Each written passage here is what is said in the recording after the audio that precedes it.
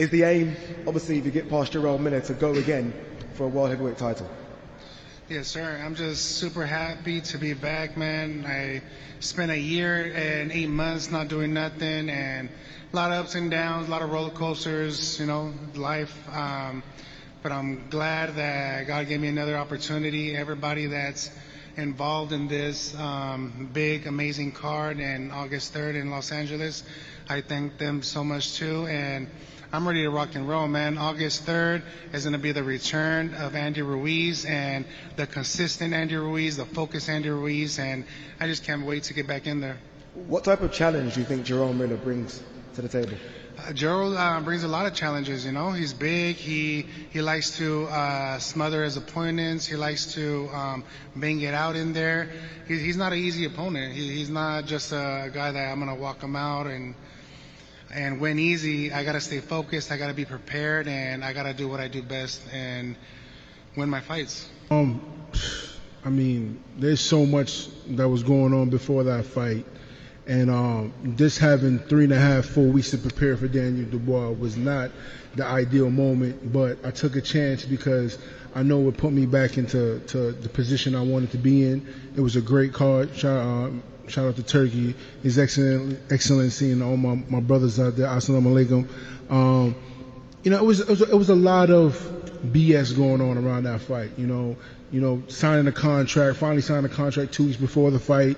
My own co-promoter, Sleeters, suing me for $5 million for two weeks before the fight.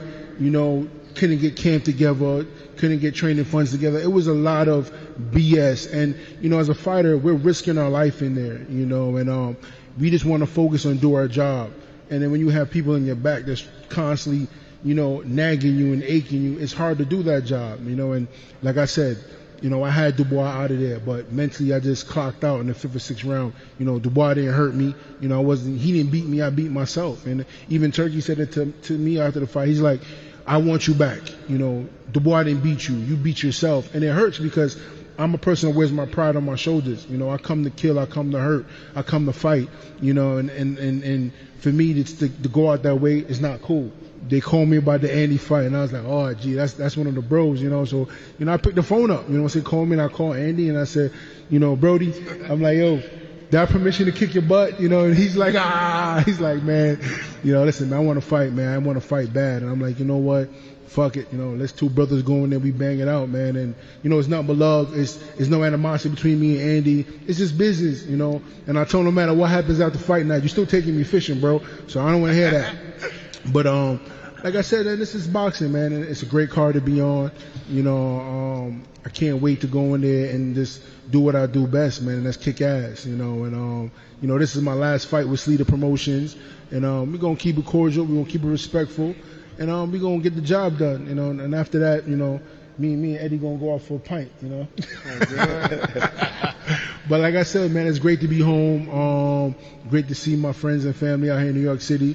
But at the same time, you got to keep things in aspect when it comes to boxing and the politics. Even though we're doing a press conference in New York, we're doing a fight in LA, which is Andy Ruiz's background, his hometown. So, I'm going to be fighting not just him that night. So I'm going in there. I'm motivated. Looking at a couple options in training camp right now. I'm not going to say where exactly, but best believe this. I'm going to kill myself in camp. I'm not no journeyman. I'm not no mother effing stepping stone. I come to seek and destroy and hurt things. So I can't wait for August 3rd. And thank you guys for tuning in and showing up. There's no shit talking today, guys. I'm sorry. There's not that kind of opponent. We have time. There's still a few months left. Listen. I don't know, man. I gotta figure out a punchline or something. I don't know. Maybe it's like the battle of fast food, the Kilo Taco Bell versus the Burger King. You know what I mean? So, that's a good start. Best man wins, They always train hard. They got great champions coming out that camp. But, we up for the challenge. Because one thing, we on the mission. We trying to unify. We trying to be undisputed again. So right now we looking at him like, a good challenge, but overall he's just in the way. Bud feel like this is in order to be the best, you must beat the best. And so far he's the best at 140, 154, and that's what we're looking for. So, you know, we pound for pound number one, and we're going to continue it from 54 to 60, 68, or whatever. You know, when I started pro career, fight best boxers, and now fighting best in the world, pound to pound, Terence Crawford, my favorite boxer. I like his style, and then big respect. But August 3, I will be ready.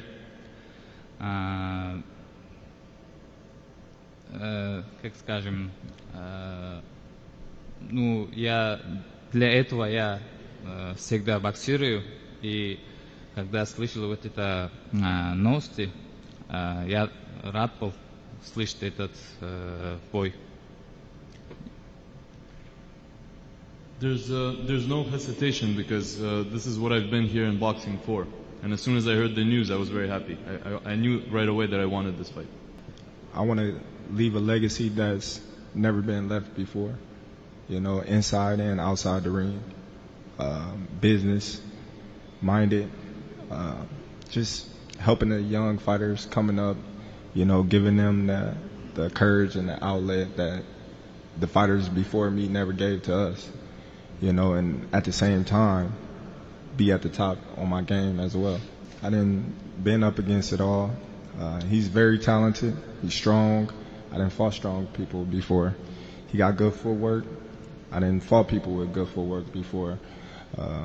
Elusiveness. I didn't fought people that's elusiveness. So, you know, it's just a part of me, you know, dictating what I want to do in the ring and taking away the things that he like to do. Well, right now we at 154, you know, so I'm going to make my mark at 154, and then if I'm still around boxing, then we'll see what the future holds. But right now, I'm going to make my mark where I'm at. Well, I always tell everybody I never go in the ring looking for the knockout, but if I smell blood and it's there, he out of there. People in boxing know this is a tremendous fight. This is going to be a war. This guy is so strong, he punches so hard. Terence is right, he's got great footwork, he's very elusive, he's very smart, and you're talking about the guy probably with the best IQ in the sport to the right. So this is a pure matchup, this is a technical matchup. There's going to be, you know, skill, there's going to be pressure, there's going to be power, and I'm looking forward to see how Terence can move to 54, because sometimes I keep saying these great fighters will only get beat when they move too high up the divisions. I hope it's on 154. You know, he moves to 60, he moves to 68. Keep hoping. You know, your heart gonna be broken again. Well, my heart's been broken before, and you know, you done it. You broke my heart in Glasgow once. You broke my heart with Ndongo. So hopefully this time we can reverse the roles. But as I said, all the respect and credit, but make one thing clear, and they know it. This guy is for real. And what Bomac said is 100% right. At the moment, this is the best 154-pounder in the world in Israil Madrimov. And he will give it everything. You're not talking about a guy that's past his best, who's had injuries, who's tight at the weight. You're talking about a fresh fighter that is in his absolute prime in Israil Madrimov. So he's ready for war in Los Angeles on August 3rd.